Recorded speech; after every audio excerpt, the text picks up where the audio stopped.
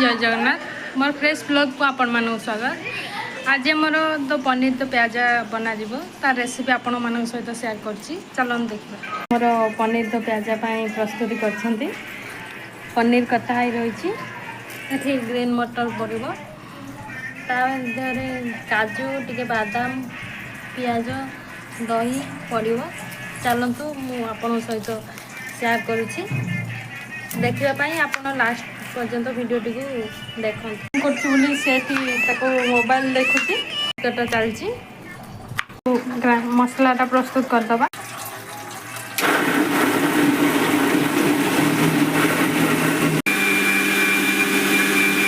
आमर प्रस्तुत हो गला तो किचन रूम ये आमर बासन रोचे ये परिवा ये ऑन कराला गरम हो गला ए तेल पका शोष लगी तो पानी पीवाई आसी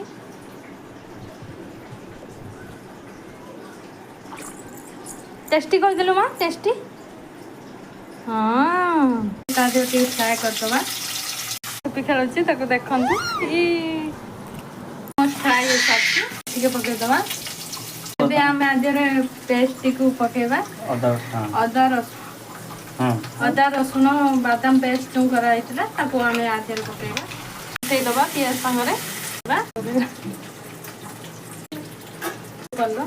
मसलार फ्लेवर बाहर वेट करवा करदबा झाड़ हो गले ऐड करदबा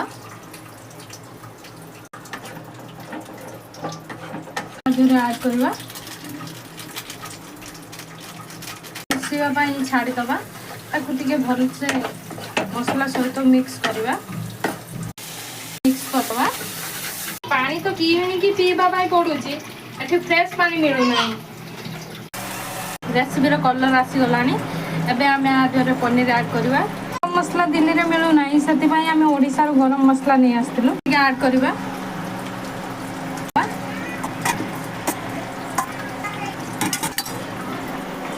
पनीर तो प्याज ए प्रस्तुत हो जाइए। पनीर तो प्याज बनाई झाड़ा हो जाए हावा खाऊँ रुटी सहित खाइले भल लगे या रुटी सहित मस्त थे ट्राए करेंगे। आमर वीडियो आपण मानू केमी लगला निश्चित गोटे कमेंट रे जनइबे आउ केमी कौन हो पार आप कमेंट मध्यम जनइबे। यूट्यूब विषय किसी जना ना नौचु आमी कौन कले भल वीडियो आसो कौन कर निश्चित कमेंट मध्यम जनइबा। जदि भल लगी गोटे लाइक करेंगे सब्सक्राइब करने को भूलिए ना। रही जय जगन्नाथ नेक्स्ट ब्लॉग रे देखा।